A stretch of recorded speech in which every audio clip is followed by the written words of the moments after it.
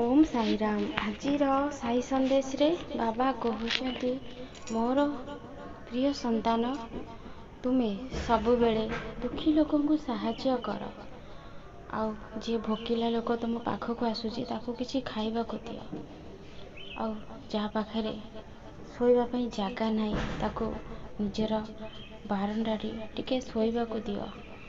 खराबल time रे ताको केबे भी खाइबा को न देकी पठे दबनी संतान। एमिति जे सबु कार्य करे मु ता साथी रे सबु बेले थाए।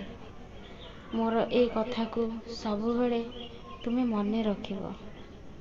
मु जे कोनोसी परिस्थिति तुमर आसु मु केबे भी तुम सांग छाड़ीबिनी, सबु बेले तुमर संगात होइकी रहबी।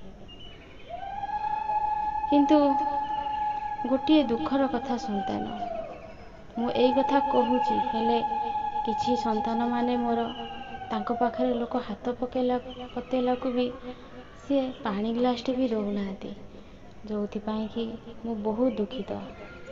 संतान मु तुमको एते सबु देछि, मु कहूनी तुमे मो मंदिर को आसिकी मते भल वस्त्र भल भल खाइबा मो पाई नहीं कि आस, मो पाई हजार हजार टका खर्च कर। मु सेटा चाहूनी संतान। जो माने असुविधा रे आ कष्ट रे अछंती तुमे तांको साहाय्य कर। मो मंदिर को नहीं कि आसीबा किछि दरकार नहीं, मु सेते बहुत खुशी हेबी। तुमे सबु बेले मो ऊपर विश्वास आ भरोसा रख।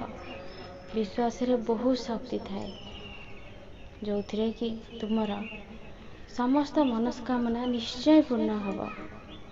आउ तुमे चाकरी की नहीं कि बहुत असुविधा रे अछ, निजर परिवार भरण पोषण ठीक से करि पारुना, सबु बेले चिंता रे बुड़ी के रहउछ, बहुत कर्ज भी करि साइलनी। संतान तुमे मो साई सचरित्र 7 दिन पारायण कर।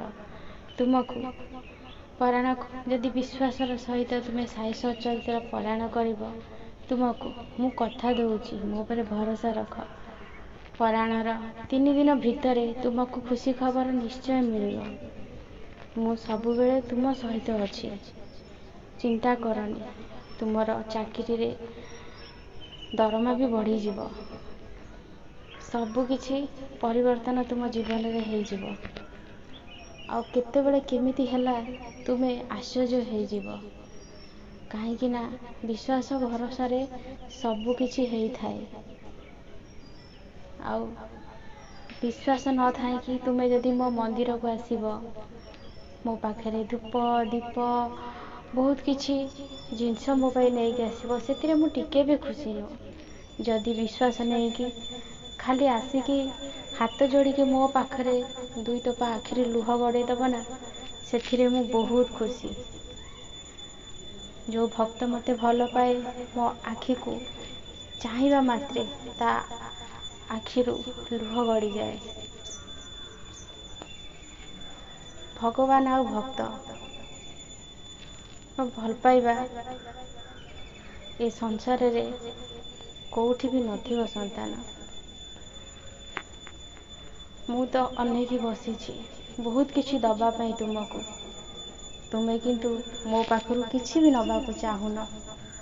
तुमे कोन साई पदे तुम पाटिरु बाहर करिदेले तुमर कोन पैसा खर्च हो जीव। संतान तुमे नाम टिके स्मरण करदेले कोन तुमको कष्ट मिलिबो। संतान किछि पैसा खर्च होबानी, तुमे यदि मो कथा मानिकी ए सब कथा को ध्यान दियंत, आज तुम जीवन रे एमिति दुख न थांता।